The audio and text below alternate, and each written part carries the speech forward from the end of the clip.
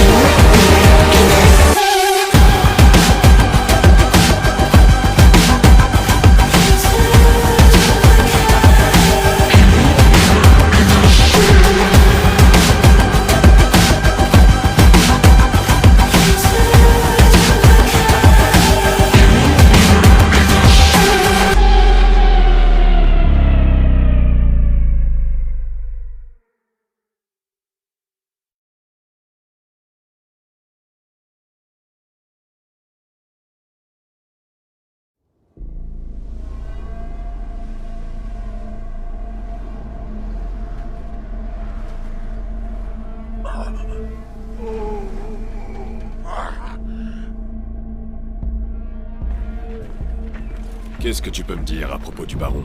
C'est un narcissique doublé d'un sociopathe, qui fait des expériences sur des humains comme s'ils étaient des rats de laboratoire.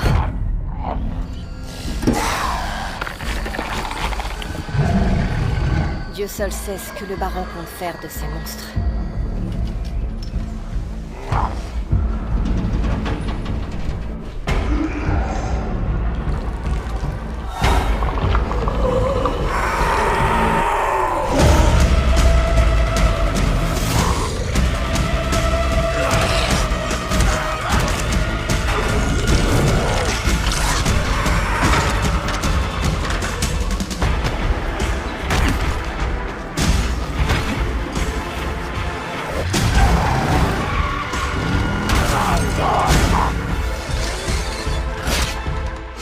Peu importe.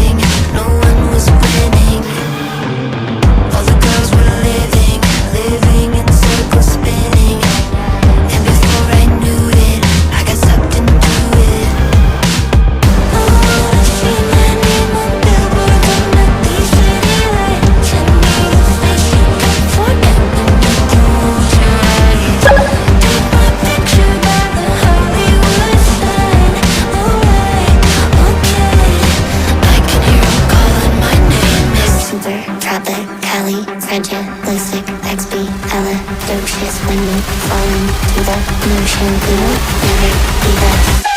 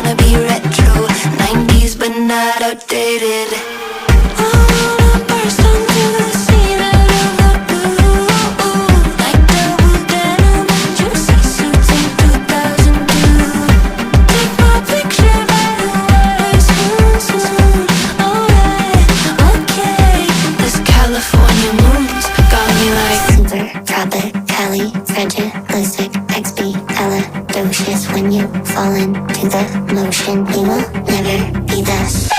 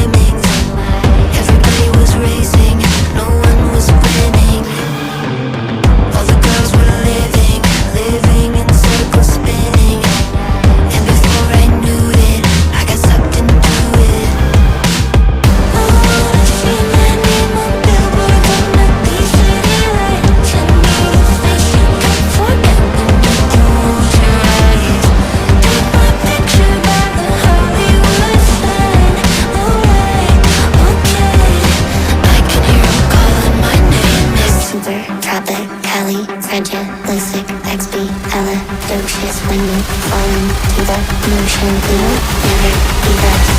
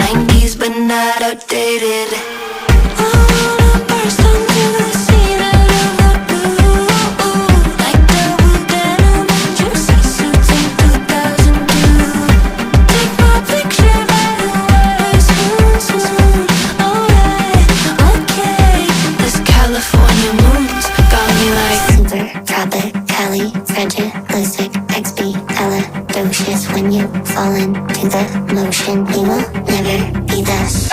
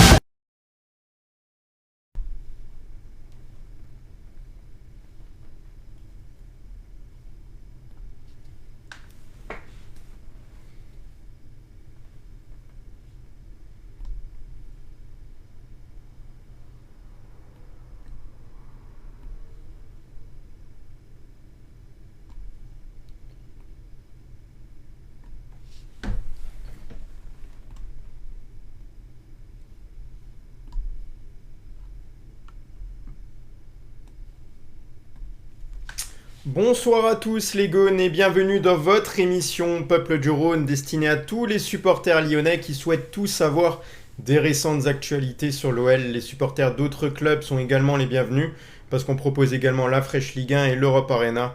Autant vous dire qu'il y en a pour tous les goûts.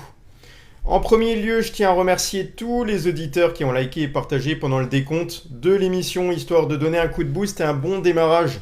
Merci à tous. Le classement des meilleurs auditeurs à la fin de cette émission, avec nos félicitations. Pour accompagner le programme aujourd'hui, alors l'incontournable Damien qui est là, Adil également, et Alexis normalement.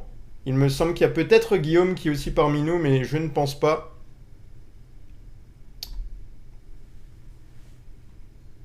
Adil, Damien. Salut les gars, comment on va?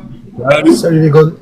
Ça va, ça va. Donc, les jours et les semaines passent du côté de l'Olympique lyonnais. On peut dire que ça travaille d'arrache-pied du côté du board lyonnais pour à la fois équilibrer les comptes, recruter en fonction des moyens et des besoins, pour finaliser des contrats de sponsors et autres, pour réparer les erreurs de John Textor également, pour garder l'OL un maximum compétitif, pour jouer toutes les compétitions la saison prochaine, pour satisfaire les supporters qui continuent de rêver de titres et de gloire pour l'Olympique lyonnais.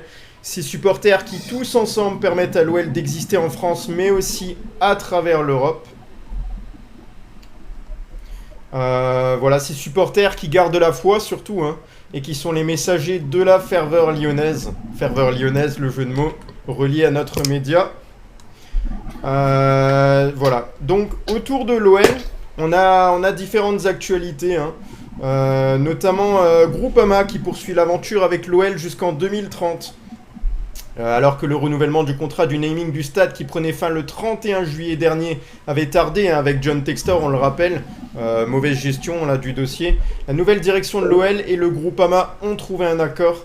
Groupama qui était prêt à reconduire le partenariat et qui a été rassuré par le maintien de l'OL, s'est engagé jusqu'en 2030 sur le contrat du naming du stade. Voilà, donc le directeur général de Groupama sur le site Lyon People qui s'exprimait à ce sujet. Il a dit: on montre que l'on est fidèle, c'est la culture de l'entreprise, un exemple de durabilité, on ne les laisse pas tomber même quand le contexte est incertain. Au contraire, c'est justement dans ces moments-là qu'il est important d'être présent, de réaffirmer ces moments et notre engagement est de montrer que notre partenariat repose sur de solides valeurs. Voilà ce qu'il a dit exactement. Donc au lendemain de l'annonce du maintien de l'OL en Ligue 1, on le rappelle, Jean-Michel Aulas s'est exprimé dans Le Progrès. Il avait parlé de son optimisme sur la poursuite de ce partenariat qu'il avait conclu lui-même au départ en 2017 et dont le montant était estimé entre 5 et 6 millions d'euros annuels. On le rappelle, lors de la première signature, l'opération rapportait 5,5 millions d'euros par an à l'OL. Suite au précédent accord, le montant est évalué ces dernières années à 6,9 millions d'euros selon Football Benchmark. Et voilà, il va être intéressant d'observer le montant promis cette fois-ci pour le naming de l'ensemble du site sportif de cette année là sur ce contrat-là. On en entendra parler prochainement. Alors il me semble que Damien a dit que ce sera peut-être à peu près égal à ce qu'il a été fait précédemment. La somme que ça peut rapporter, Damien. Normalement 6,9 millions d'euros par an. Ouais, donc c'est la même chose que le contrat précédent à peu près. Normalement, oui. Par contre, sur 5 ans, ça fait plus. Ça fait une somme conséquente, ouais. Le dernier contrat était un contrat de 3 ans.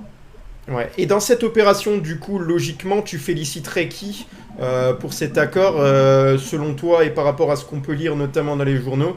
Quelles sont les personnes qui se sont démarquées pour que cette opération aboutisse? Michel Kang, je pense que c'est elle qui a pris le dossier 24 heures après que Lyon reste en Ligue 1. Au dire que les mails n'étaient pas répondus via John Textor. Michel Kang, en 24 heures, a pu régler la situation et a remis, on va dire, le Groupama et l'OL dans les rails, dans les bons rails. Adil, sur cette opération, c'est surtout lié au maintien de l'Olympique Lyonnais aussi que Groupama a accepté de prolonger parce qu'il y a une forme, du coup, on va dire, de stabilité du côté de l'Olympique Lyonnais. Tant que l'OL n'était pas maintenu en Ligue 1, à ce moment-là, on n'aurait pas pu faire cette opération. Du coup, pour toi, voilà, qu'est-ce que tu as envie d'ajouter à ce qu'on vient de dire par rapport au naming, à la prolongation du naming? Ça prouve que les grands groupes ne quittent pas le navire. Ça, c'est une bonne nouvelle. Ouais. C'est Et une par très rapport, très bonne nouvelle. si tu te mets à la place des supporters maintenant, le nom notamment du stade qui ne change pas, c'est quand même un point positif aussi. Oui, ça c'est sûr. Mais par rapport aux supporters lyonnais, ça a été vraiment les 6 derniers mois quand même compliqué, quoi. On va dire très compliqué. C'est comme si on t'avait attaché, on t'avait mis sur un manège et on t'attachait pas, quoi. Et c'était une descente. Ça a été vraiment une descente aux enfers. Bon, Gerlinger oui, c'est vrai. Gerlinger et Kang, ils sont en train d'essayer de rattraper comme ils peuvent. Maintenant, on va attendre que la saison démarre. On va voir ce qui va se passer avec tous ces remplaçants. Et puis, allez Lyon, quoi. Ça se trouve, personne n'attend Lyon à sa place. Et ça va être peut-être la surprise. Ouais, donc c'est une belle opération pour l'Olympique Lyonnais de continuer là-dessus. Ce partenariat, on a vu que du coup, par rapport au départ, sur la précédente prolongation de Groupama avec l'Olympique Lyonnais, il y avait déjà une petite augmentation de 1,9 million d'euros exactement. Ça veut dire que si l'OL arrive à se montrer compétitif, arrive, je ne sais pas sous quelles conditions, à jouer la Ligue des Champions, à pouvoir jouer le très haut de tableau, à ce moment-là, forcément, on pourra avoir un chiffre à la hausse et un partenariat qui va perdurer dans le temps. Et là, comme il l'a dit Damien, sur 5 ans, forcément, c'est bénéfique pour Groupama, c'est bénéfique pour l'Olympique Lyonnais, même si à l'heure actuelle, je pense qu'on a loupé une marche, parce que l'OL aurait même pu viser beaucoup plus haut, sauf que la gestion des dernières années de l'Olympique Lyonnais était pas si bonne. Du coup, on en paye aussi un petit peu les frais, et peut-être même qu'on aurait pu perdre Groupama si on avait la direction précédente qui était toujours en place. Par rapport ouais, vas-y. Ce qui est bien, c'est que je pense que Lyon a le plus gros contrat de stade en Ligue 1. Oui. Donc voilà. Il me semble déjà un même, bon point. il me semble même en France, football et rugby compris. Ouais. Mais c'est déjà un bon point. Ouais. Et on va continuer de parler de ça parce qu'on a aussi également des nouvelles par rapport aux sponsors. Donc l'OL et l'OL Lyon annoncent prolonger avec des sponsors. L'OL avec Sword Group et l'OL Lyon aux côtés de Data Solutions ont prolongé 2 des partenariats majeurs. Ils ont signé pour respectivement 4 et 3 ans. Sword Group, partenaire de l'OL depuis 20 ans déjà. Concernant la section masculine, elle reste liée Sword Group, entreprise spécialisée dans la transformation numérique et technologique.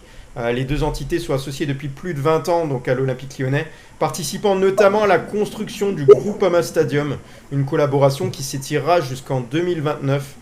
Voilà. Actuellement, le club lyonnais a externalisé une partie de ses activités informatiques, data et digital auprès de la société luxembourgeoise. Donc Sword Group devient mécène officiel sur le secteur technologique, tel est dit à travers le communiqué, ce qui comprend surtout une augmentation de la visibilité sur les réseaux sociaux de la formation lyonnaise.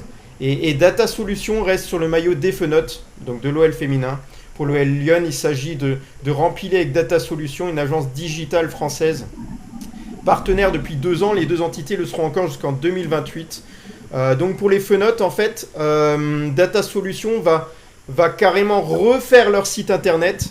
Voilà, ils vont gérer tout leur site internet, donc que ce soit design, organisation, tout ça. Et son nom sera à nouveau apposé sur le haut du dos du maillot des joueuses. Un lien également matérialisé par une publicité étendue lors des rencontres à domicile qui sera aussi visible.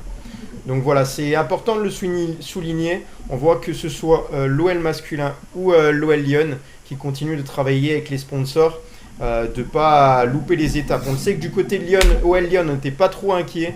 On était un peu plus inquiet de ce qui se passe du côté de l'OL masculin. Mais maintenant, c'est Michel Kang qui est là, donc elle gère les deux et pour le moment, elle le fait très bien. En tout cas, dans cette gestion de dossier. Voilà, s'il y a quelque chose à ajouter avant d'attaquer le mercato, parce qu'il y aura d'autres infos aussi qui vont venir, mais vu que c'est lié au mercato, j'ai décidé de tout laisser ensemble. Ouais. Non, rien à dire. Ouais. Alors sur des infos concernant Ruben Kluivert, qui est un joueur de l'Olympique Lyonnais, à 99%. C'est notamment notre journaliste Grégory Zerbonne qui nous a partagé ça à travers un article. Je vais vous l'afficher. Donc je dois la voir. Ça doit être là. Voilà. Donc vous allez sur le site Ferveur Lyonnaise. Vous avez également une application qui est sur l'App Store qui vous permet d'accéder à ces articles de journaux. Donc Ruben Kluivert est un joueur de l'Olympique Lyonnais à 99%. Vous voyez que ça a été rédigé par Grégory Zerbonne juste là. Donc voilà, ça c'est la nouvelle du soir. L'Olympique Lyonnais qui va s'attacher les services du défenseur central néerlandais de 24 ans. Ce dernier va s'engager en faveur du club rhodanien avec un contrat de 5 ans, tel est rédigé sur le site Ferveur Lyonnaise. La visite médicale a eu lieu ce matin à 10h30, c'est ça Damien ? Il me semble, oui. Il me semble. Le joueur en provenance de Casapia, on le rappelle, qui va renforcer l'effectif de Paulo Fonseca, et les dirigeants devraient débourser environ 4 millions d'euros dans la transaction pour un contrat jusqu'en juin 2030. On le sait que l'OL doit vendre avant d'acheter. L'officialisation du transfert de Ruben Kluivert ne devrait pas intervenir avant le départ de Jordan Verretou vers le club qatari d'Al Arabi. Une opération qui pourrait être conclue dans les prochaines heures, ce qui permettrait au club de réduire un peu plus sa masse salariale pour concrétiser cette opération. Autour de cette opération, du coup, Adil, alors je ne sais pas si tu es forcément un connaisseur du joueur, mais est-ce que c'est une belle opération pour l'Olympique Lyonnais d'avoir recruté ce défenseur central-là de 24 ans? D'après ce qu'on entend, c'est un défenseur rapide.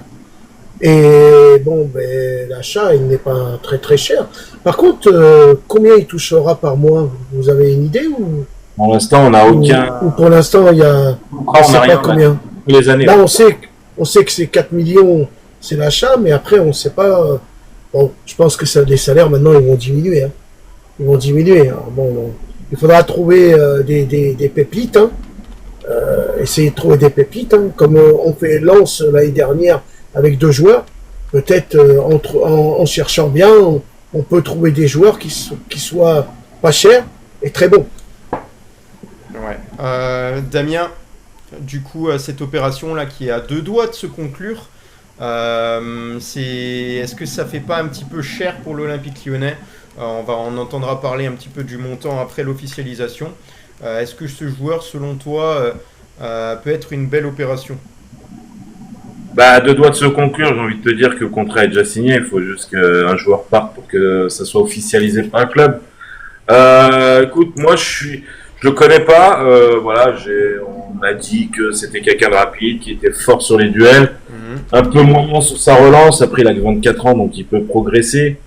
Mais de toute façon, comme j'ai dit, à l'heure actuelle, voilà, c'est des transferts qu'il va falloir compter pour l'OL en termes de prix, parce qu'on peut pas utiliser plus que ça.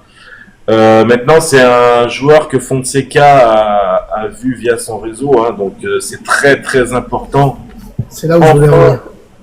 Enfin qu'un coach puisse mettre le nez dans son recrutement lui-même, c'est très important. Bien vu, ouais. Bien vu. Donc voilà, je pense qu'il va falloir compter sur ces transferts-là, ne pas tout de suite dire c'est 3 ou 4 millions d'euros, ça y est, l'OL est devenu nul, on ne sait plus recruter.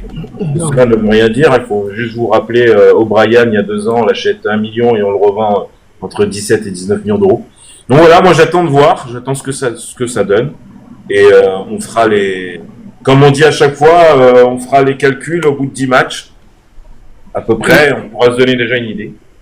Et n'oublions pas que ce joueur, il vient d'une famille de footballeurs. C'est pas un joueur qui joue à la pétanque ou n'importe. Ses frères et tout, même son père, ils ont tous joué dans des grands clubs. Je pense que ça peut être une bonne pige. Je suis d'accord avec toi, Adil, mais dans les années 80, les Platini, les Giresse ont eu des fils footballeurs et ça n'a pas été un succès. Donc bon. Ouais, ce côté-là, oui, voilà, bon, c'est le fils à Patrick Kluivert, donc oui. Mais en plus, il joue pas le même poste que son père, parce que son père était buteur. Oui. Mais voilà. Ruben Kluivert, pour moi, et Ruben Kluivert, on fera des débats sur ces matchs quand il jouera, et voilà. Ouais. On attaque avec une autre information, c'est le gardien de l'Olympique Lyonnais, Lucas Perry, qui est presque Leeds United. Là, je pense qu'il est actuellement déjà sur place. Donc il lui reste 3 années de contrat du côté de l'Olympique Lyonnais et il devrait rejoindre, en tout cas évoluer la saison prochaine en Première Ligue, en s'engageant à Leeds contre 16 millions d'euros environ, on parle de 15-16 millions. On attend l'officialisation.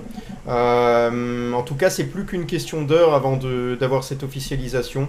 C'est RMC notamment qui l'a dit. Le gardien de l'OL devrait être transféré ce jeudi vers le club de Première Ligue. Les 2 formations sont tombées d'accord autour d'un montant de 16 millions d'euros pour le gardien brésilien de 27 ans. Et pour information, donc l'équipe rhodanienne touchera l'intégralité de cette somme. Ce ne sera pas 50% des droits comme il était communiqué au moment de la signature du Brésilien pour l'Olympique Lyonnais. Contre un peu plus de 3 millions d'euros, il avait rejoint l'Olympique Lyonnais en janvier 2024. Et Botafogo devait en récupérer 50% d'un éventuel futur transfert.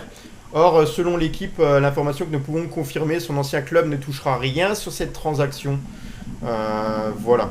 Donc sur Lucas Perry, par contre, c'est un joueur qui va être difficilement, voire irremplaçable au vu du budget de l'Olympique Lyonnais. C'est-à-dire qu'on peut recruter, là notamment on a notre piste, on va y venir, de jeunes gardiens avec du talent. Mais il va nous manquer de l'expérience. Je pense que ça va être un des points sacrifiés cette saison du côté de l'Olympique Lyonnais. Je ne sais pas si on arrivera à rapatrier un gardien d'expérience, sachant qu'on a quand même déjà 3 joueurs lyonnais au poste de gardien de but qui attendent de jouer. Mathieu Patouillet, on a Benguy. Non, Benguy a été prêté du côté de du côté de Molenbeek. Et il en manque un là, dans la liste, je le sais qu'il en manque un. Il y a Diarra. Comment ? Il y a Diarra. Diarra également. Voilà. On en a plein. Deschamps. Voilà, Paulo Fonseca qui connaît très bien là le jeune gardien que l'OL courtise, qui est exactement Lorenzo Toriani. Je vais vous mettre la petite. Qui est grand. Qui est grand et longiligne. Il est grand et longiligne. Donc le jeune gardien Lorenzo Toriani qui intéresserait l'Olympique Lyonnais, le gardien de 20 ans évolué en l'AC Milan. Qui est sur les tablettes de l'OL. C'est un joueur que connaît très bien Paulo Fonseca. Voilà, et d'après la Gazzetta dello Sport, l'OL suivrait ce gardien de but-là. Il est né en 2005, il évolue à l'AC Milan, on l'a dit. Il a disputé les 25 dernières minutes du match amical face à Arsenal et il a livré une belle prestation. Son équipe a perdu 1-0, mais il était sur le banc lors de la réalisation de Bukayo Saka. Il en a surtout profité pour réaliser 5 arrêts. Il a ensuite permis à sa formation de gagner la séance de tir au but en stoppant 3 tentatives sur 5, ce qui n'est pas rien. Certes, c'est un chiffre qui peut être symbolique, mais ce n'est pas rien. Alors, est-ce qu'un prêt peut être d'actualité pour ce joueur? Parce qu'il faut savoir que ce joueur a prolongé jusqu'en 2030, ce qui peut faire un très gros contrat du côté du Milan AC. Et Paulo Fonseca connaît très bien ce gardien. Il souhaiterait en tout cas le voir évoluer à l'Olympique Lyonnais. Est-ce que c'est pour un poste de titulaire? On ne sait pas vraiment. Mais dans tous les cas, c'est un joueur qui a un énorme contrat, donc je ne pense pas que l'OL puisse l'acheter. Qu'est-ce que vous en pensez, Adil? Je t'ai coupé la parole. Ouais, moi je pense que ça serait, s'il venait, ça serait un prêt, mais je me pose la question, pourquoi? Vu qu'il y a 3 gardiens qui sont là et qui ne jouent pas. Alors je sais, Damien, tu fais comme ça, mais le problème, est-ce que de prendre un gardien supplémentaire, les autres, t'en fais quoi? Soit il faut les faire partir. Est-ce que ces 3 gardiens-là vont rester à l'Olympique Lyonnais? Ah ça, voilà, déjà, ça j'ai pas la réponse. Ça, voilà. Non mais alors moi sur le cas Lucas Perry, donc aujourd'hui j'étais sur pas mal de live lyonnais et tout. Oui, on est déçu qu'il soit parti parce qu'avec la saison qu'il nous réalise, on avait besoin de Lucas Perry. Maintenant, je suis pas choqué en fait. On le savait tous que Lucas Perry, avant le passage à DNCG, ça devait être le transfert qui devait sauver l'Olympique Lyonnais. Enfin, moi, ça me m'étonne pas du tout qu'il soit parti. Et je l'ai toujours dit, les gars. On en parlera après de Fofana, mais un club anglais, même qui est promu, il arrive, il met l'oseille, c'est terminé. Tu peux plus rien faire. T'as aucune discussion. Leeds promu, 16 millions d'euros, c'est réglé, finito. Et pour revenir après au gardien, au gardien italien, pareil, il y en a qui disent ouais, mais il a jamais joué, il est nul. Enfin, il y a un an, Lucas Perry, on le connaissait pas. On a dit ouais, Lucas Perry pour remplacer Lopez, faut pas, quelle honte. Au final, Lucas Perry nous a pas déçus, même si certains matchs il a fait 2-3 boulettes, bon voilà, mais il a plus été bon que mauvais. Et puis voilà, moi je pense que on me dit Patouillet peut être titulaire. Je vous dis non, honnêtement les gars, Patouillet non. C'est pas parce qu'il a été titulaire indiscutable à Sochaux en national qu'il a les épaules pour être en Ligue 1. Moi, pour l'avoir vu jouer, alors sur les duels, je le trouve fébrile. Sur sa ligne de but, il est bon, mais je pense que le gardien du Milan est meilleur que Patouillet, par exemple. Donc voilà, c'est un choix de la direction. Là, 16 millions d'euros pour Perry, on ne pouvait pas refuser. Et pour le gardien du Milan AC, le jeune gardien du Milan, la seule clause que veut le Milan, c'est-à-dire que s'il vient à l'OL, c'est qu'il doit être titulaire. C'est tout. Alors pour Patouillet, moi je vais un petit peu le défendre. Pourquoi? Je vais te dire quelque chose. C'est que quand tu as un gardien numéro 1, le rôle du gardien numéro 2, c'est de faire banquette en attendant, avec des pincettes, que le numéro 1 se blesse, quoi. Et tant que tu ne l'as pas mis dans le circuit avec l'équipe et qui s'adapte au groupe, c'est sûr que oui, si tu le vois 1 ou 2 matchs, peut-être il peut être mauvais. Mais si dans la durée tu le laisses jouer, peut-être qu'il peut devenir bon. Ça, personne ne le sait. Et s'il est à Lyon, je pense quand même que il est un petit peu bon, quoi. Après, voilà, comme je dis, chacun a ses avis. Moi, je pense que Patouillet, à l'heure d'aujourd'hui, c'est fébrile pour la Ligue 1. Après, ça regarde que moi. Oui. Moi, je pense que Mathieu Patouillet pourrait être prêt, effectivement, pour le championnat de France, à l'inverse de Damien. Je pense que la chose qui peut déranger, c'est qu'effectivement, un club du standing de l'Olympique Lyonnais se retrouve déjà avec un joueur de ce très jeune âge, avec titulaire, on va dire, et avec des qualités qui sont excellentes. Je pense que Mathieu Patouillet, il a de très bonnes qualités. Peut-être pas totalement sur la régularité encore, parce qu'il a besoin d'apprendre, il a besoin de gagner en expérience. On le rappelle que dans le football, il suffit pas que de savoir réaliser des parades, des arrêts réflexes et compagnie. Il y a également l'expérience qui rentre en jeu dans le placement du gardien, dans les situations offensives.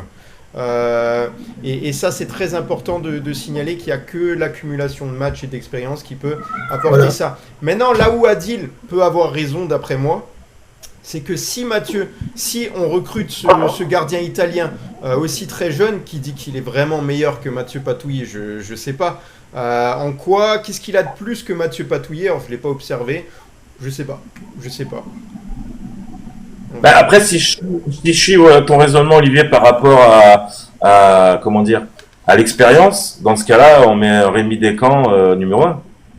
Rémi Descamps, il est beaucoup plus expérimenté, mais par contre, il n'a pas le niveau Ligue 1 pour moi. Mais Patouillet a-t-il le niveau de la Ligue 1? Je suis pas sûr. Hein.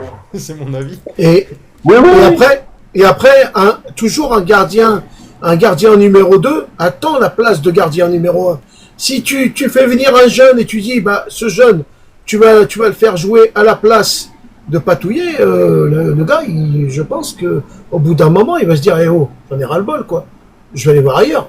Après, c'est vrai que si Lyon cherche à faire partir Patouillet, c'est la meilleure solution. Mais après, il faut pas oublier que de toute façon, cette décision aussi appartient à l'entraîneur des gardiens. C'est clair. C'est lui qui gère ses gardiens, c'est lui qui voit ses gardiens tous les jours à l'entraînement, donc c'est clair. S'il estime que Perry doit être remplacé, c'est que il pense que le niveau n'est pas encore bon pour certains jeunes. Ouais. On en vient à un autre dossier qui est également très important. C'est l'OL qui veut annuler la venue, négociée par John Textor, du gardien Matt Turner. Donc c'est un sacré sketch, ça aussi, là, ce qui est en train de se passer du côté de l'OL. Donc on le rappelle que John Textor avait passé un deal avec le club anglais de Nottingham Forest, encore une fois le même club qui est souvent évoqué. Avant de se mettre en retrait du club lyonnais, il a réalisé cette opération. L'OL n'en veut pas et espère un accord à l'amiable. John Textor, on le rappelle qu'il a déjà fait son marché à Nottingham Forest précédemment avec les venues de Mangala et Niakate en 2024, et il espérait cette année shipper Danilo et le gardien Matt Turner dont il avait négocié la venue début juin. Alors le Brésilien s'est finalement envolé vers Botafogo et la venue de Matt Turner pourrait ne jamais avoir lieu. Sur les transferts envisagés avec Nottingham, on va analyser ça dans les prochains jours, avait déclaré Michael Gerlinger mi-juillet. Voilà, donc il y a l'espoir du côté de l'Olympique Lyonnais d'avoir un accord à l'amiable. Et selon l'équipe, l'OL qui a engagé un avocat qui s'est mis en contact avec le club anglais lundi pour annuler cette vente de 8 millions d'euros. Une somme qui est trop élevée pour une doublure de Carlos Miguel en Première Ligue et qui mettrait surtout à mal tous les plans lyonnais pour un mercato à moindre coût. 8 millions d'euros pour ce gardien, c'est déjà très cher. C'est un gardien qu'on a pas mal discuté. Toi, Damien, tu l'avais un peu observé ou entendu parler de ce gardien, Matt Turner, auparavant? Oui, j'ai déjà vu évoluer en Première Ligue ou même avec la sélection des États-Unis. Franchement, au salaire et au prix du transfert, autant le laisser là où il est et garder Rémi Descamps, parce que honnêtement, c'est une catastrophe. Enfin, 8 millions d'euros et je crois plus de 200 et quelques mille euros de salaire. Les gars, franchement, s'il y avait eu encore Textor, on l'aurait eu. Franchement, là, on aurait pu avoir peur. Mais non, mais là, il faut dire ce qu'il y a, il est nul. Il est nullissime. C'est nul. Adil, sur ces opérations constamment qui sont réalisées du côté de Nottingham Forest, des opérations à répétition, on a comme le sentiment que John Textor doit de l'argent à Nottingham Forest. Il réalise des opérations et des joueurs qui ne sont pas souvent de qualité. À quoi ça peut te faire penser, toi, à première vue, sans savoir le fond de l'histoire, parce qu'on a l'impression de toujours pas connaître la vérité. On entendra encore parler de choses prochainement, certainement, dans la presse. À quoi ça te fait penser, là, toutes ces histoires recrutées tout le temps dans le même club? Alors moi, j'ai l'impression qu'ils sont des grands amis, hein, tout simplement. Ou Textor est menacé. Tout simplement aussi. C'est possible, hein. C'est pour ça que on lui met le couteau et on lui dit, t'es obligé de prendre, sinon, ça va mal se passer pour toi. C'est possible, hein. C'est une éventualité. C'est possible. Et toi, Damien, sur cette affaire-là, on n'a pas toutes les données, mais c'est quand même sacrément intriguant. Excuse-moi du terme, hein, de toute façon, ce sont deux escrocs, hein, le président Nottingham et comment il s'appelle, j'ai même plus envie de dire son nom tellement que voilà. En fait, en train de voir aussi que par le passé, Mangala, Niakate, à mon avis, il y a eu des pots de vin derrière. Enfin voilà, on n'en sait rien, mais bon, honnêtement, il faut être logique et lucide. On voit que bien qu'il y a beaucoup de choses qui se sont passées entre eux. De toute façon, c'est les meilleurs amis, et même le président de Nottingham, il a l'interdiction de rentrer en Grèce pour des affaires. Donc bon, on voit les personnages, ils ont voulu se servir, s'en mettre un peu dans les poches, je pense, et puis voilà. Maintenant, content qu'ils soient plus là, parce que ces transactions-là, on voit bien que la nouvelle direction n'en veut plus du tout. Ouais. Et surtout que Vas-y, Adil. Surtout que j'ai écouté un petit peu l'équipe tout à l'heure. Lyon voudrait que le contrat ne se fasse pas parce qu'il y a un nouvel encadrement. Oui. Il voudrait jouer là-dessus. Est-ce que ça va se passer comme ça? Voilà, ça, je sais pas.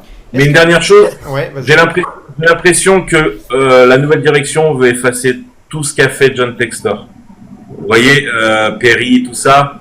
Je pense qu'ils ont plus envie d'avoir ces affaires-là de transfert de Botafogo pour vraiment repartir de zéro. Ils veulent repartir sainement et ouais, sereinement, on va dire, et comprendre toutes les opérations qui sont faites, et surtout ne pas mentir à travers les chiffres lorsqu'ils feront leur rapport auprès de la DNCG ou autre instance de contrôle. Donc ouais, c'est une très bonne chose, tu l'as dit, c'est pour ça qu'on est rassuré par l'arrivée de Michel Kang. Jusqu'à présent, on n'a pas vu d'opération réalisée un petit peu étrange du côté de l'OL Lyon. Il y a une très bonne gestion des féminines. Généralement, c'est des auditions qui se passent extrêmement vite du côté de l'OL féminin avec cette dirigeante. Michael Gerlinger aussi est aux côtés de Michel Kang, qui a quand même plus de 20 ans d'expérience du côté du Bayern Munich. On a également tout l'organigramme qui semble un peu compétent. Est-ce que sur l'organigramme, il y a des points qu'on pourrait améliorer, des postes qui sont un petit peu soit, on va dire, ambigus, ou est-ce qu'il nous manque pas, par exemple, un directeur sportif? Alors, du point de vue là, je me demande si c'est pas Mathieu Louis-Jean qui est monté de galon, on va dire, et qui a pris des responsabilités supplémentaires. Mais sur l'organigramme, est-ce qu'il y a selon vous des choses à améliorer? Est-ce que Michel Kang va mettre un petit peu son nez là-dedans? Moi j'ai l'impression que pour le moment tout va bien là dans ce trio de dirigeants et dans les cellules de recrutement et responsables de recrutement, tout ça, on est plutôt bien en place, je pense. Côté sportif, oui. Par contre, c'est le côté, alors je sais pas exactement le terme, celui qui s'occupe de la communication de l'Olympique Lyonnais, c'est un peu... voilà, il se dirait qu'il y a des infos qui se balancent et que ça viendrait de lui. Enfin voilà, après j'ai pas toutes les infos. Mais je pense que de ce côté-là, on peut mieux faire et voilà. Et c'est pas... Enfin, je pense que ça peut changer. Ouais. Mais moi, je voudrais remercier les petits gens qui se sont battus avec Gerlinger et Michel Kang, parce que il n'y a pas que ces deux personnes. Hein. On parle aussi de personnes qui travaillent à l'Olympique Lyonnais et qui, eux aussi, ont travaillé durement pour qu'on puisse sauver la peau de l'Olympique Lyonnais. Et ça, c'est important. On les oublie, tous ces gens-là qui sont dans l'ombre. On parle de Gerlinger et de Michel Kang, mais on ne parle pas des gens qui sont en dessous et qui font un travail dur pour laisser l'Olympique Lyonnais à flot. Et ça, c'est important à le dire. Et surtout, Adil, ces gens-là ont eu peur pour leur poste. Aussi. Peur, parce que si on serait en Ligue 2, ça aurait été une catastrophe côté licenciement et tout. Hein. Mais Damien, il pensait pas à ça, ces personnes-là. Il pensait surtout à sauver l'Olympique. Non, mais je suis d'accord. Ça, c'est important. Ça, c'est important. Instinctivement, tu penses aussi à ta peau, parce qu'il y a des personnes qui touchent pas des millions d'euros dans le club, qui touchent un salaire, on va dire, voilà, qui vit quand même très bien, mais qui ont une famille, qui ont des enfants, et ces gens-là auraient pu perdre aussi leur travail. C'est important. Tu as tout à fait raison. Voilà, sur l'actualité autour de l'Olympique Lyonnais, j'ai un petit peu fait le tour, mais il y a peut-être des choses encore qui sont passées au travers, là, ceux qui suivent quotidiennement l'OL. Adil, je vois que toi, tu es de plus en plus ancré à travers les infos de l'OL. Tu nous partages pas mal de vidéos notamment, et surtout d'articles de journaux, dont aujourd'hui, là. Est-ce qu'il y a des choses, selon toi, qui étaient manquées? Dites en commentaire, les gars, parlons de Malik Fofana. Qu'est-ce qu'il y a avec Malik Fofana? Est-ce qu'il y a quelque chose qui s'est passé là en dernière minute? Là, j'ai pas suivi. Vas-y, Dan. Excuse-moi, ouais, je crois que c'est Hugo Guimet qui en a parlé. Moi, j'en parle depuis quelques jours aussi, les gars. Comme je vous ai dit, Fofana peut partir et je pense que ça pourrait aller vite au mois d'août, même si on ne veut pas. J'ai toujours dit, quand un club anglais rentre en négociation, c'est terminé. C'est terminé. Alors moi, je vais te répondre, Dame. Ce que je trouve étrange, c'est que Perry n'a pas joué le dernier match et Fofana n'a pas joué le dernier match. Est-ce qu'il n'est pas en partance? Après, Perry, Déjà. rappelez-vous de ce que j'ai dit, Perry, si vous vous rappelez, avant la DNCG, il était courtisé par Galatasaray, par tous les clubs du monde. Après la DNCG, plus rien. Hugo Guimet nous a quand même appris un truc aujourd'hui, c'est que c'était déjà dans le budget de quand ils sont allés voir la DNCG, le transfert de Perry.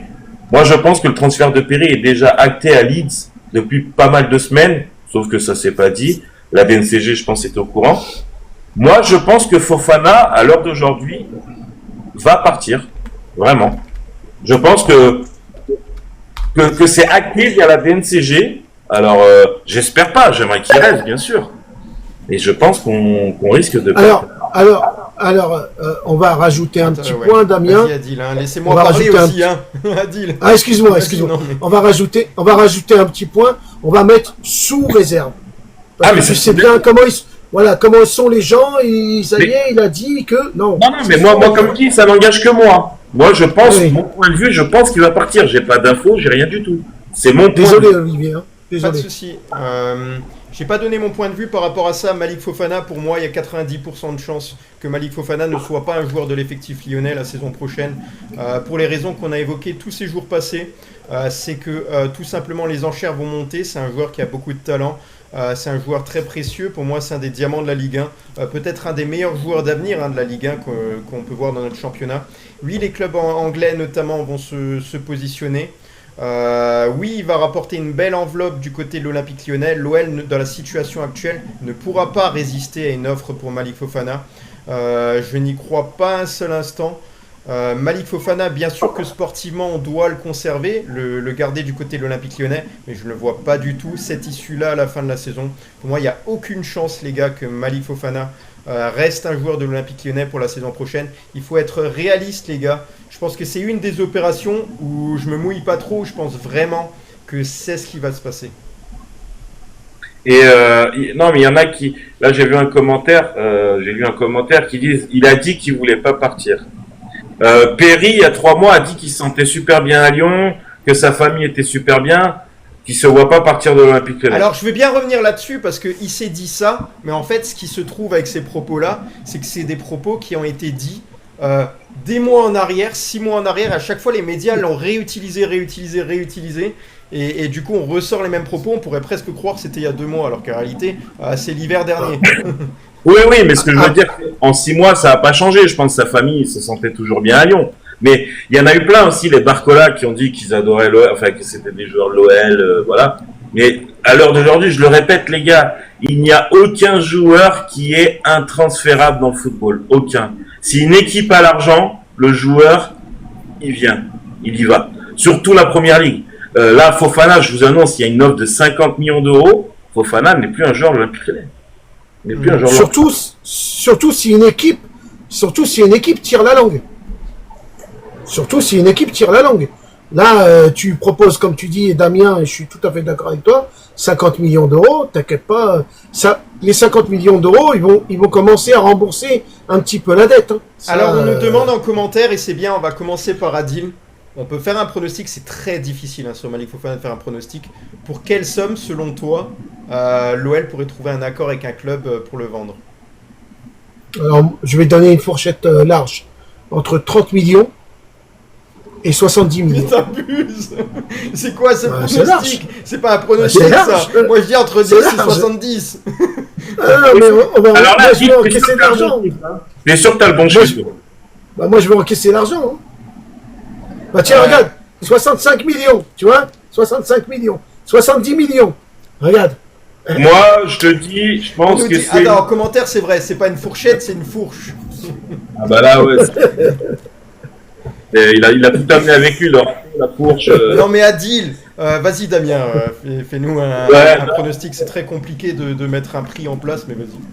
Moi, je pense, Malik Fofana, une offre sur la table de 40 millions d'euros plus 10 millions de bonus et peut-être 10-15% sur une revente, ça y est, c'est acté, il est dans l'avion. Alors moi, je vous pose c'est une à moi de question. faire le pronostic et tu me reposes une question. Vas-y. Pose ta Excuse-moi, question. vas-y. Ouais. Entre Fofana et Cherki, est-ce que ça vaut le même prix? Là. Ah, vas-y, Olivier, vas-y. Oui, d'accord. Je vais... Adil, Excuse-moi. sa question par-dessus. Entre Malik Fofana et Ryan Cherki. Alors, Ryan Cherki, c'est un poste, encore une fois, hein, ses qualités premières, c'est surtout au poste de numéro 10. Or, les clubs de football utilisent de moins en moins les numéros 10 et ça dévalorise la valeur marchande d'un numéro 10. Généralement, lorsque les clubs veulent acquérir un numéro 10, ils y mettent moins le prix que, par exemple, un ailier pur qui fait partie de toutes les compositions d'équipe quasiment de la plupart des clubs européens. Donc là-dessus, oui, Malik Fofana, pour moi, rapportera plus d'argent que Ryan Cherki. Alors, je ne sais pas si on peut parler de bonus inclus ou non, mais Malik Fofana, je le vois partir pour une somme, allez, 45 millions d'euros, plus 5-6 millions bonus. Je vois les choses comme ça concernant ce joueur-là. Il partira pour une belle somme, mais je ne pense pas qu'on atteindra des sommets tels que les 60 ou 70 millions d'euros. Moi, je pense qu'il est très important si Malik Fofana partait. Attention, on ne dit pas qu'il est parti, que tout est fait. Hein. Mais s'il devait partir, comme tous les clubs le font pour des pépites, il faut mettre un pourcentage sur la revente. Pour moi, c'est très, très important. Je pense que Gerlinger, au vu de ce qu'il a fait sur le transfert de Ryan Cherki, ça devrait se faire. Et sur ta question, pour Ryan Cherki, les gars, on a oublié un grand élément. C'est que Cherki lui restait 1 an de contrat. Ouais, bien vu. C'est sûr. Donc, au prix où on l'a vendu Cherki pour une dernière année de contrat, c'est pas mal. Ouais, c'est bien. Voilà, sinon autre chose du côté de l'actu olympique lyonnais avant d'attaquer notamment des infos d'anciens joueurs de l'OL et un petit peu d'OL Lyon. Après, je sais pas si en commentaire il y avait encore une petite question qui était intelligente qu'on pouvait évoquer. Pas de source que des suppositions. Cherki, ok, non, je pense qu'on va passer au dossier suivant et notamment à un ancien joueur de l'Olympique lyonnais que vous connaissez tous parce qu'il a évolué depuis longtemps en Ligue 1. C'est Gaëtan Perrin qui évoluera en Russie. Le transfert de Gaëtan Perrin vers la Russie a été officialisé, une opération d'un montant d'environ 5 millions d'euros. Il n'avait jamais évolué ailleurs qu'en France. Ça peut être fou de le dire comme ça. Et là, il va faire le grand saut vers la Russie. Donc depuis mercredi, Gaëtan Perrin est officiellement un joueur du FC Krasnodar en Russie. Il a évolué 4 saisons du côté de la JOCR, là dernièrement. L'attaquant de 29 ans s'est engagé pour les 3 prochaines années avec le club russe. Le coût du transfert est estimé à 5 millions d'euros. Donc après l'OL, Orléans et la JA, il s'apprête à découvrir une 4e équipe au cours de sa carrière. Avant de partir, il aura tout de même disputé 155 matchs, toutes compétitions confondues, chez les Bourguignons. Il a marqué 28 buts et délivré 25 passes décisives en 155 matchs. Donc si on regarde ses statistiques et au vu de ce qu'il a apporté en Ligue 1, est-ce que Gaëtan Perrin avait le niveau pour jouer un peu au-dessus dans ce championnat de France, Damien? Ah bah largement. Au vu de la saison qu'il fait, moi le choix à 29 ans, le choix Krasnodar, je sais pas, un petit Paris FC aurait pu peut-être, je sais pas, il avait le niveau pour encore évoluer en Ligue 1, même pouvoir jouer peut-être l'Europa League. Hein. Moi j'ai trouvé, il a fait une très belle saison. Maintenant, je sais pas qu'est-ce qui s'est passé dans la tête des agents et du joueur. Bon, après, il va à Krasnodar, et bah écoute, j'espère qu'il va bien s'acclimater parce qu'il va falloir jouer au ballon là-bas et l'hiver c'est compliqué. Et Adil, il un peu la Ligue 1. Est-ce que tu aurais aimé le voir dans un autre club de Ligue 1 que là-bas à la JOCR notamment, à l'Olympique lyonnais sur lequel il a évolué seulement entre 1 et 3 matchs, je crois, pas plus. Attends, je regarde. Je pense que du côté de l'OL, il a effectué 3 apparitions en 2016, c'est tout. Et cette saison, il a fait 2e meilleur passeur derrière Ryan Cherki. C'est possible ça? avec 11 offrandes, il nous est dit. Peut-être. Faudra regarder le classement des passeurs. Après, si vous voulez, s'il part là-bas, c'est qu'il n'avait pas d'autres pistes ailleurs. Ouais. Les gars, je vois en commentaire les gens là, qui n'ont pas tapoté une fois. Allez, soutenez Peuple du Rhône. Merci, vous êtes déjà 35 000 likes, ça fait plaisir. Merci beaucoup les gones. Merci pour le soutien.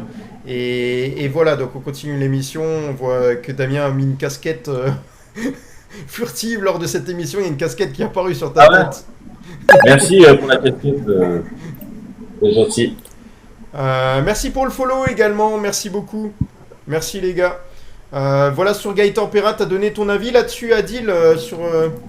Ah bah, Adil aussi. Merci pour la casquette. Ça te va bien, Bah, toi, c'est que- parce que t'en mets habituellement des casquettes. Non.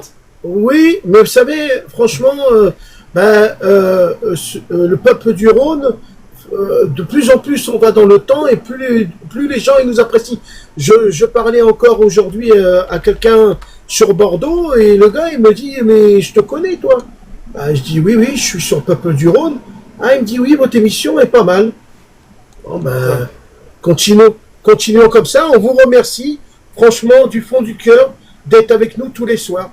Ça c'est sincère, Ouais. c'est sincère. Bah, franchement, mais j'ai un petit mot à la fin pour les auditeurs qui sont là depuis le début.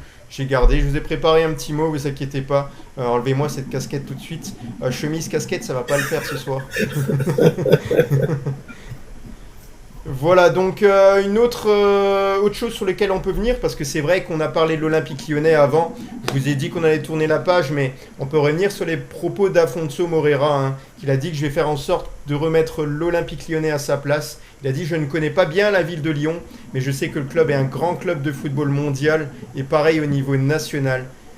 Mes qualités, je suis technique, rapide et vertical. » Et voilà, il a précisé « Je vais faire en sorte de remettre Lyon à sa place. » Alors certes, c'est des propos de professionnels, on va dire. Maintenant, il va être très attendu. Je pense que lui-même ne peut pas s'imaginer la pression que ça doit être d'évoluer du côté de l'Olympique Lyonnais. C'est quand même quelque chose à porter sur les épaules qui ne sont pas faciles. Maintenant, je ne sais pas qui c'est qu'il a observé lors du match amical. Est-ce que Damien ou Adil a observé ce match amical qui s'est joué dernièrement? La deuxième mi-temps. Ouais. Du coup, je l'ai pas vu jouer en première. Voilà. Il a joué que en première? Oui. Ok. Ouais, donc tu peux pas... Bah, Mettez-moi en pas commentaire ce que on vous me- avez pensé d'Afonso Moreira sur ce match. On me Notamment ce dit dernier que- match amical. Oui, vas-y Adil. On me dit que les premiers joueurs ont été meilleurs que les deuxièmes. D'accord. Le premier qu'il a mis, Et il y a une autre info également, c'est que Paulo Fonseca a dit que de toute façon le joueur n'était pas prêt pour pouvoir évoluer correctement avec ses coéquipiers parce qu'il a que 2 entraînements dans les jambes avec ses coéquipiers, donc il va falloir pas mal de temps et de patience que Damien a évoqué lors du précédent live notamment pour ce joueur-là qui va prendre petit à petit ses marques et on espère que tous les joueurs de l'Olympique Lyonnais seront prêts pour le début de la saison pour la réception. Non, le déplacement à Lens, c'est ça? Ouais, c'est le déplacement à Lens, le premier match. la question que je me pose, si tu veux, Olivier, c'est tous ces petits joueurs qui arrivent, bon, ils sont jeunes, certes, j'ai hâte d'aller voir au Groupama avec le nombre de spectateurs, parce que, attention, Groupama, c'est une grosse entité, quoi. C'est beaucoup de spectateurs, et quand ils vont faire l'entrée des premiers matchs avec les sons des Lyonnais, je pense qu'il y a certains joueurs qui vont avoir des frissons. Bien sûr. Ça, ils vont avoir beaucoup de frissons. Tu sais, le son avec la guitare, et après, quand tous les spectateurs chantent à l'unisson, D'accord. sans la l'hymne, musique, il y a l'hymne, mais il y a aussi Oui. les chants des Bad Goons, Virage Sud également en avant-match. Tout dépend également de l'affluence de l'affiche et à quelle heure ils vont rentrer dans le stade. Mais effectivement, généralement, ces ultras-là sont assez chauds sur n'importe quel match du Ligue 1 du moment que l'OL est compétitif. En fait, pour les supporters lyonnais, c'est assez simple. On a été souvent déçus ces dernières années sur les résultats sportifs où on visait à chaque fois plus haut. Et les supporters lyonnais ont besoin d'être rassurés, que ce soit dans la stratégie sportive, dans la continuité du club à rester haut placé et avoir une certaine régularité, sur le jeu, sur le terrain. Une fois que tu mets toutes les conditions en place, les supporters lyonnais, ils seront toujours à 4000% derrière le club. Et ils ont toujours été là d'ailleurs dans les moments difficiles. On le rappelle que lorsque l'Olympique lyonnais était dans les derniers du championnat, les supporters les plus fidèles étaient toujours en tribune et ont chanté. Et même dans les discours qui a été fait aux joueurs face au COP du Bad Guns, le discours était à la fois dur, mais il était à la fois vous ferez mieux demain, quoi. Il faut le faire, les gars, vous allez le faire. Ça a toujours été assez correct dans ce qui a été fait. Ouais. Voilà donc sur Alfonso Moreira, on en est venu un petit peu à ses propos là vite fait. Il a dit également, et on va demander à Adil, parce que Adil lui on est en train de le baptiser lyonnais, après ça on veut plus entendre parler d'un autre club. Adil, c'est notamment Moreira qui nous l'a dit. Quelle couleur est interdite du côté de l'Olympique lyonnais? Le vert. Voilà. Il a dit aussi, on m'a dit à mon arrivée que le vert est interdit. Mais je sais pas si là où il n'était pas malheureusement en vert. Martin Griezmann est en vert, oui. Voilà. Concernant le classement UEFA, l'OL réintègre le top 3 français sur le nombre de points. Avant le début de la phase de classement de la Ligue Europa, l'OL a retrouvé ce top 3 au coefficient UEFA. Le tirage au sort, on le rappelle, des têtes de série pour la phase de classement de la Ligue Europa aura lieu le 29 août prochain. Nous saurons un peu plus si l'OL appartiendra au haut du panier, en fonction notamment des clubs qualifiés. Quels adversaires, on le saura prochainement. Donc voilà, la hiérarchie a été mise à jour ce jeudi 24 juillet par l'instance européenne. L'OL pointe désormais à la 42e place avec 43 750 points. Un total amassé en 2 campagnes. Donc 2021-2022 et 2023-2024. À chaque fois, l'OL a terminé par une élimination en quart de finale de la C3. L'OM et Monaco pourraient dépasser les Lyonnais parce que, bien entendu, la compétition précédente, on n'avait pas amassé autant de points par rapport aux saisons là qui étaient passées. Et pour le moment, l'OL se classe 3e meilleur club français. Sur le point européen, le PSG est premier bien entendu avec 94 500 points et Lille deuxième avec 66 000 points, Marseille 42 000 points et Monaco 41 000 points. Voilà sur ce classement UEFA. Est-ce qu'il y a besoin de dire quelque chose dessus, sur ces chiffres-là? Non, pas pour moi. Si tu veux, surtout, c'est qu'ils ont fait un très bon résultat l'année dernière en Coupe d'Europe. C'est tout ce quoi qu'on en dise. C'est tout ce qu'on souhaite, Kevin. Excusez-moi, ça fait 2 fois qu'il met un avis pertinent. Le premier, je voulais le lire et je ne l'ai pas lu. Celui-ci est pertinent aussi. Bonjour, peuple du Rhône. Ça se trouve, avec une équipe moins valorisée, Lyon risque de surprendre. Alors pourquoi d'autres clubs du championnat français arrivent à faire des choses? On peut penser au LOSC, on peut penser au Stade Rennais, on peut penser à des clubs un peu moins huppés qui arrivent à faire de belles choses avec des joueurs moins valorisés. Mais en fait, l'avantage cette saison de l'Olympique lyonnais, c'est de recruter des joueurs qui correspondent à des profils et à des postes dont on a besoin réellement. Et comme l'a dit Damien, c'est demander aussi l'avis de l'entraîneur et que ça correspond bien au profil recherché. C'est très important et cette année, pour une fois, on va pouvoir analyser l'OL avec des joueurs qui ont été recrutés en fonction de l'envie de l'entraîneur et des besoins de l'équipe. De toute façon, non, mais de plus en plus, on a l'impression que les gens veulent des noms en tant que joueur, mais c'est pas parce que tu as un nom qui va s'imposer et qui va faire quoi que ce soit. À l'heure d'aujourd'hui, dans le football, c'est le collectif. Si t'as pas un collectif, tu peux avoir les meilleurs joueurs du monde, ils s'entendent pas, tu gagneras jamais rien. Donc là, cette année, on a des moyens où on doit être intelligent dans le recrutement. Fonseca fait partie avec la cellule de recrutement ensemble pour travailler sur des profils. Voilà, moi, laissons-lui faire le travail, ayez confiance, et on analysera au bout de 10 matchs de Ligue 1, il y aura la Coupe d'Europe, on pourra dire, oui, regardez les erreurs ici, là, voilà. Mais il faut être patient, les gars, dans le football. On peut pas dire, ouais, demain, moi, je veux lui, ça sert à rien. Laissez travailler les équipes, laissez travailler les gars.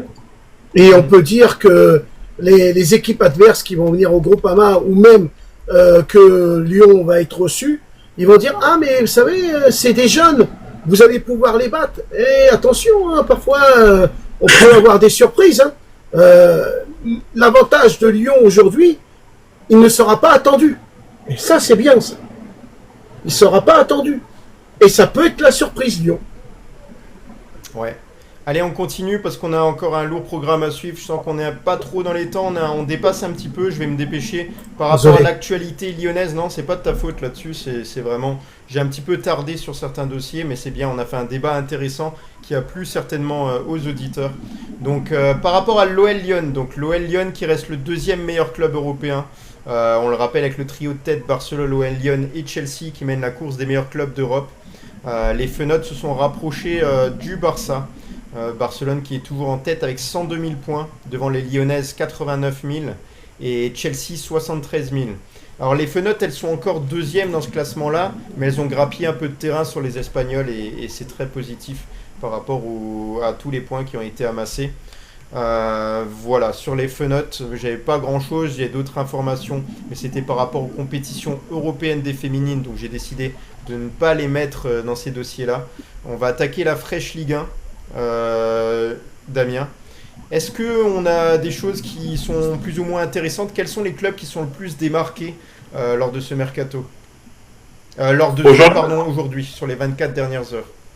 Bon, il y a un peu de tout. Après, il n'y a pas eu grand-chose en Ligue 1, mais moi, je voulais donner une info concernant l'OL. Alors attention, c'est qu'un intéressement. Lyon serait intéressé à Oliver Antman. Et il joue aux Pays-Bas de Go Ahead. Si on le dit comme ça, c'est un ailier droit, il peut aussi jouer numéro 10. Il a joué 32 matchs, 6 buts, 15 passes décisives aux Pays-Bas. Il est international finlandais pour 31 matchs, 8 buts, 1 passe. Le club serait intéressé par ce joueur.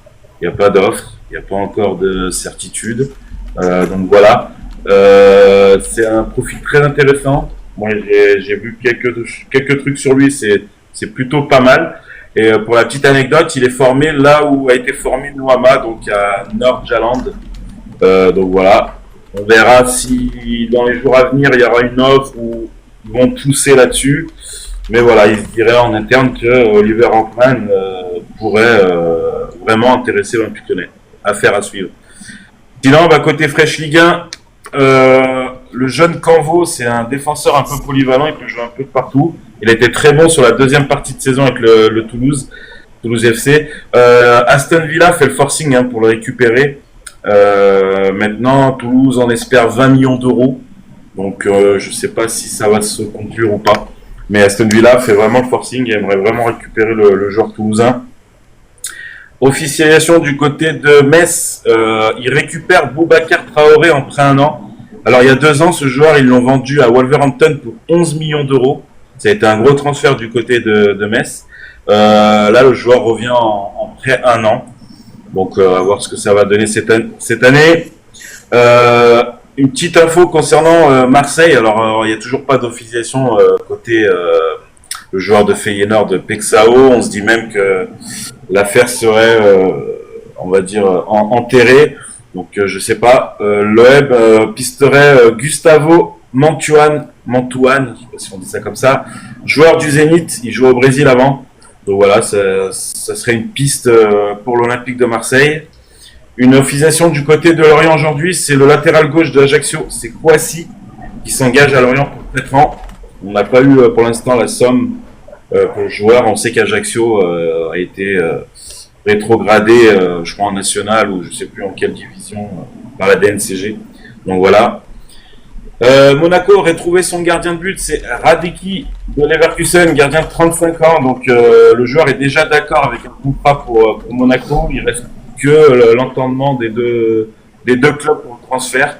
Ça pourrait aller vite. Donc voilà, Monaco aurait coché ce gardien-là pour cette saison. Une info concernant Lille.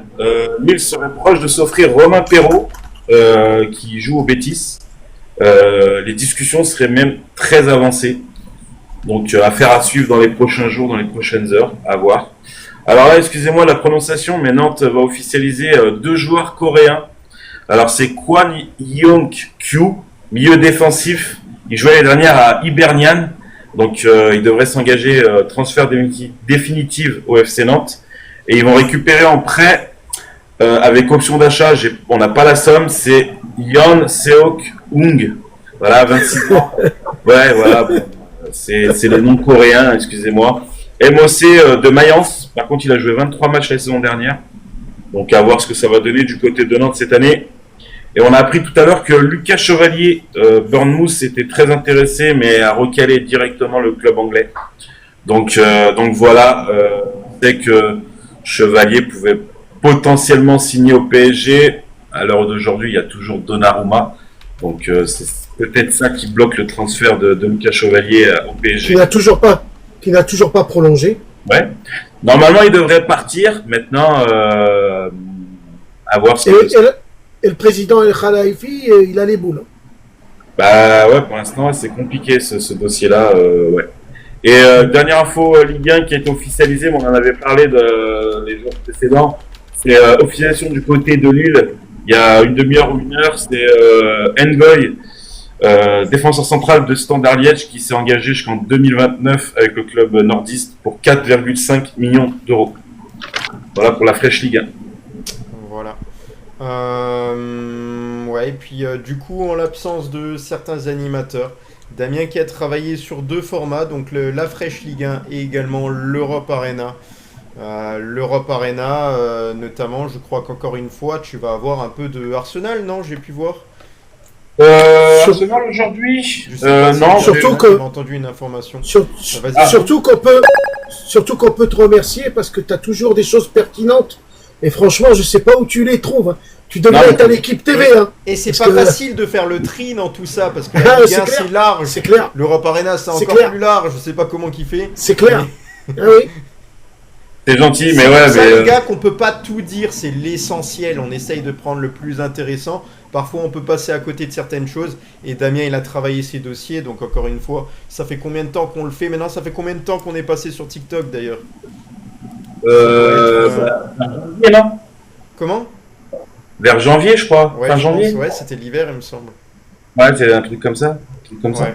On est passé de Mais, X, on faisait 1 an sur X et puis on est passé sur TikTok au vu notamment des possibilités de, on va dire, vous faire un peu plus plaisir avec les petites vidéos, les photos, les choses intéressantes pour vous. Voilà, donc merci à tous de nous suivre et puis on continue avec l'Europe Arena, donc toute l'actualité européenne, en tout cas l'essentiel, donc le plus important. Allez, c'est parti.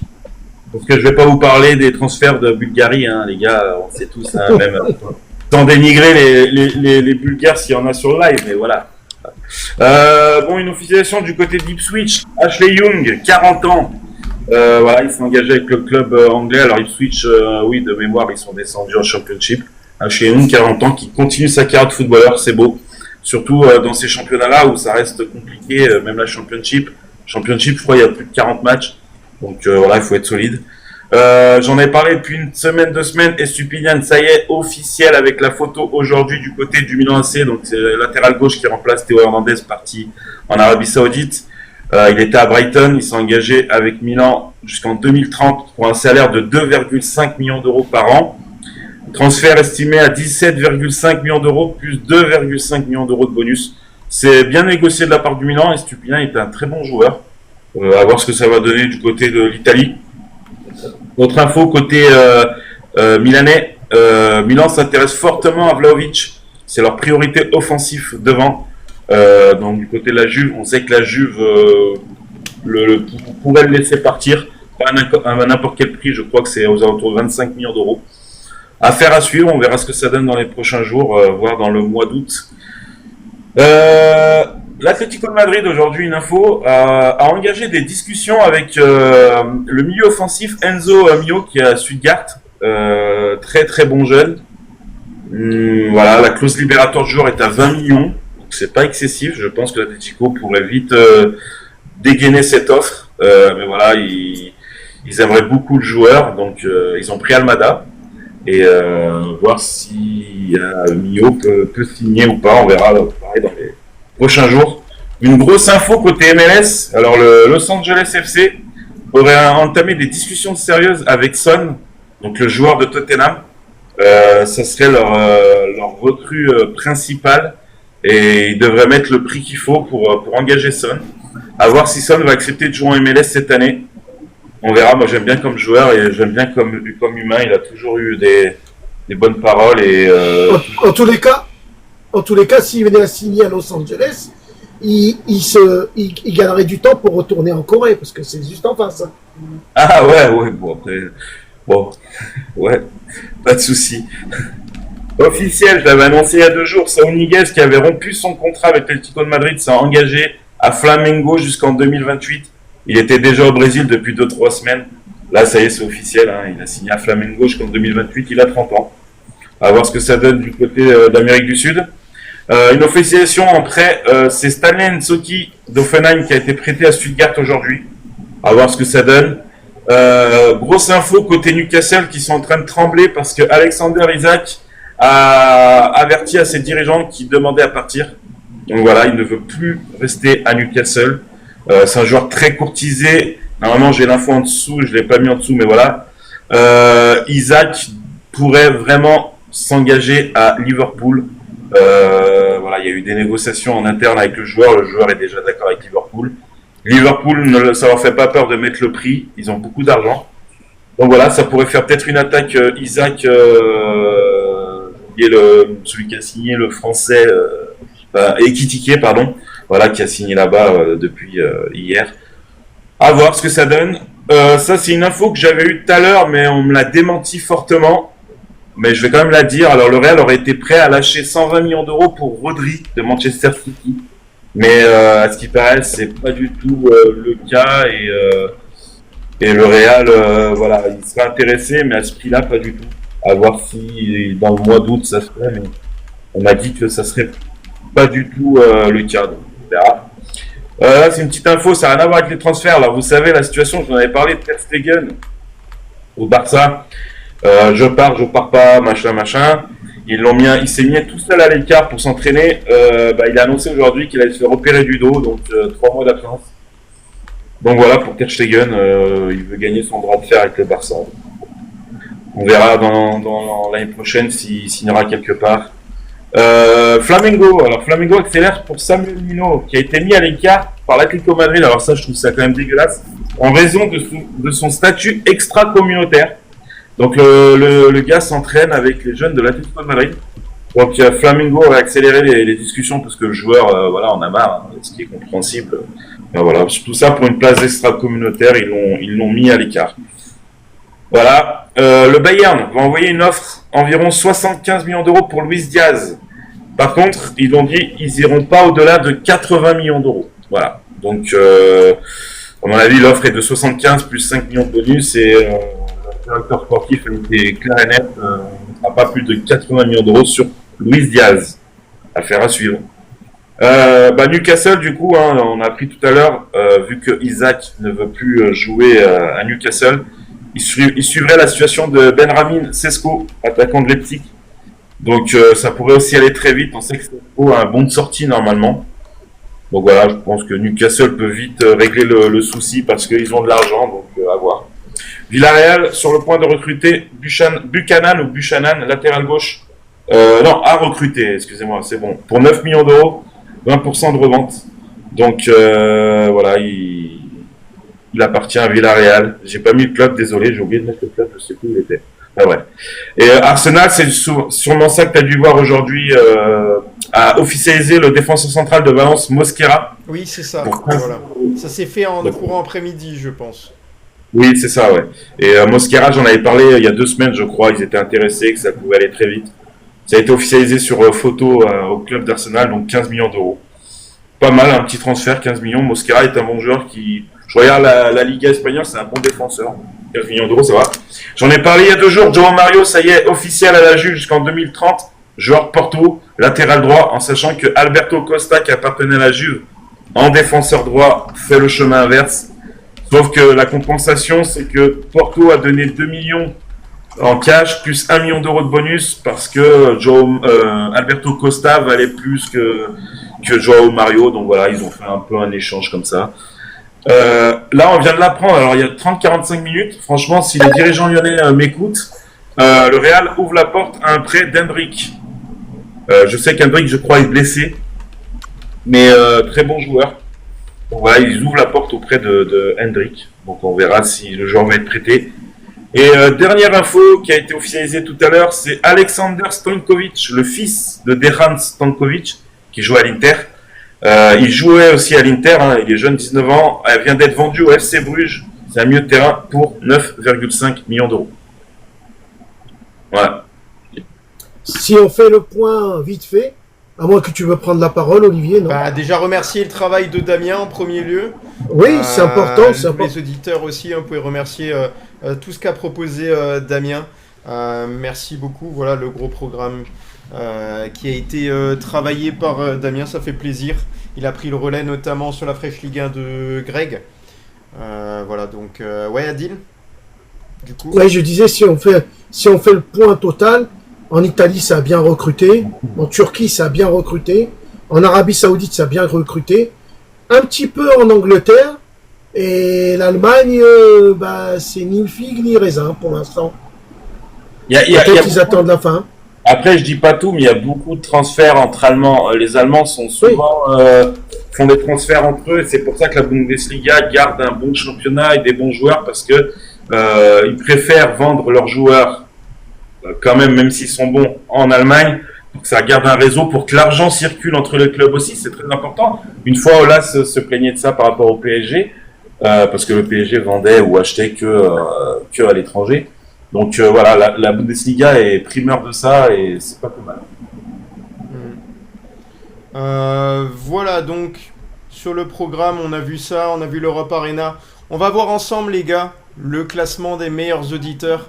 Alors on a Ayed Saïdan, première fois que je te vois à la première place. Je me demande si t'es pas un des nouveaux followers, donc merci beaucoup à toi, franchement. C'est un très gros score, 423 points, c'est énorme. Merci Ayed. Deuxième Juju OL aussi, hein, lui qui est très bien classé ce soir-là. Je crois que je t'ai pas souvent vu à cette place-là. Mais félicitations à toi. Troisième Lilian. Lilian aussi hein, sur le podium. Super résultat encore une fois. Et Mister Antonir aussi sur la régularité qui est là à la 4e place. Cinquième pour l'Europa League, on a Flogon. Flogon également qui est très actif ces derniers jours. 6e Yann Noël, hein, toujours là depuis le début. 7e on a Lily encore une fois en Conference League. 8e on a Panizza qui est venu un peu plus tard il me semble et qui a apporté pas mal d'éléments. J'ai une demande de Greg, je vais l'accepter, je ne sais pas s'il a quelque chose à ajouter. 8e Ours Polaire, 9e Antonir, 10e Tinou, 11e Jérôme, 12e Chaka, 13e Damino, 4e Rosbos, 15e Mathieu, 16e Rem. Je dis tous ceux qui ont fait les points et après sur le reste, voilà. Merci à tous ceux qui ont participé. On va donner un peu la parole à Greg. Salut Greg, comment tu vas? Comment se passent les vacances? Bah ça se voit, il a bronzé. Les amis. Il a bronzé. Hein. T'as bronzé? Ouais, j'ai bronzé. Qu'est-ce qui se passe? T'as croisé Adil en vacances? Ah ouais. Pourquoi? Ah je sais pas. Regarde comment je suis noir. Il y a un Greg qui a écrit sur une vidéo YouTube. Il y a un Greg qui a écrit Adil, je t'ai vu dans le sud. Et du coup, je pensais que c'était toi. Oui, c'est moi. Ah non. non, c'est moi. Ouais. Il a même pris un selfie avec moi. En vacances. Voilà. Donc, on a évoqué tous les sujets d'aujourd'hui. Et notamment les sujets aussi qui fâchent un petit peu, comme le transfert que l'OL tente d'annuler de Matt Turner.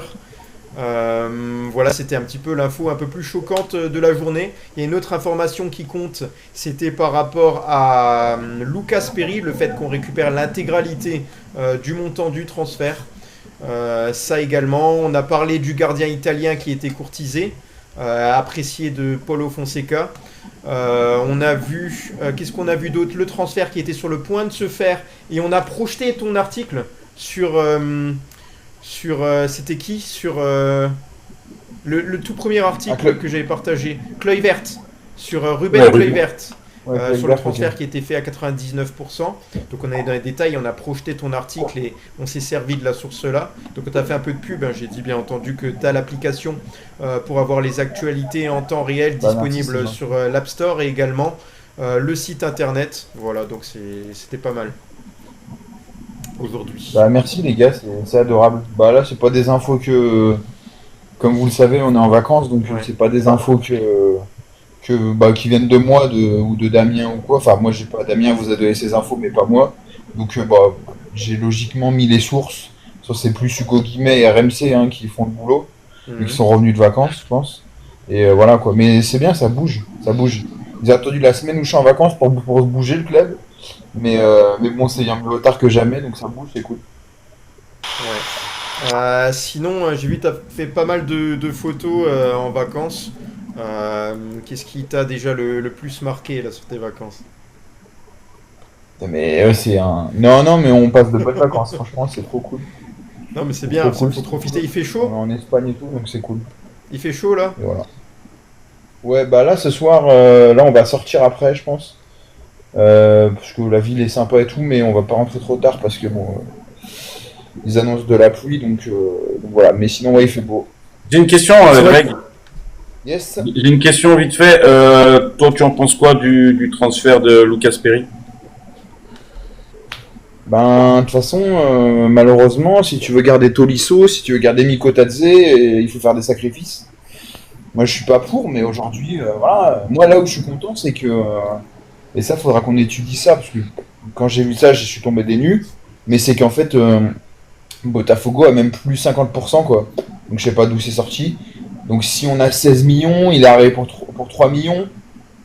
Bah, ça va, on fait comme une belle plus-value. Donc, maintenant, il faut voir par qui il sera remplacé. Peut-être le jeune italien, je connais pas du tout. Moi, j'ai vu ça aujourd'hui. Mais écoute, c'est comme ça. Hein. Après, je suis un peu déçu, sincèrement, qu'il parte à Leeds.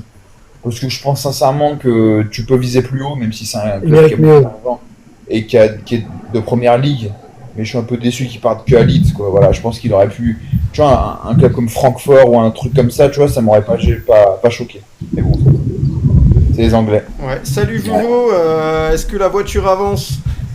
Non, les gars, j'ai une poisse incroyable. Mais est-ce qu'il vaut mieux pas que ça se produise pendant les vacances qu'en période de taf?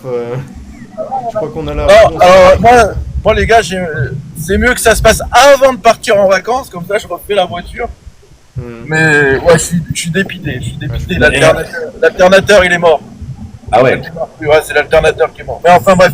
Là, du coup, je vous ai vu encore connecté. Je dis, allez, il y a de la route à faire, parce que du coup, on va faire notre soirée quand même. Donc, du coup, je vous ai vu, voilà, je suis monté pendant le trajet. Ok, bah on a évoqué des tas de sujets hein, ensemble, on a déjà tout vu. Je vais pas le refaire parce qu'on l'a déjà refait avec vu Greg. là, je pense que c'est fini. Mais voilà, du coup on va te souhaiter aussi une bonne soirée. J'ai un mot pour les auditeurs, maintenant que tu es là, pour le petit clap de fin. Donc voilà, on va arriver au terme de cette émission. Hein, l'occasion pour nous de vous remercier de votre activité et soutien ce soir. 68 000 likes, c'est pas mal. On n'est pas loin des 100 auditeurs durant toute la soirée, ça s'est un petit peu calé vers la fin. Vous êtes toujours fidèles à l'émission et ça nous fait chaud au cœur. Merci de mettre des paillettes dans nos vies. Le seul moyen pour qu'on garde le sourire et que l'on reste motivé, c'est que vous soyez à nos côtés. Et je peux vous dire que ce n'est que le début de l'aventure. Nous sommes le peuple du Rhône et vous êtes le peuple du Rhône surtout. Donc merci à tous les Gaunes. C'est bon. Merci à tous. Merci. Ciao à tous les amis, à plus. Bonne soirée les Gaunes. Allez Noël les gars. Allez Noël. Ouais. Les gars. Ciao.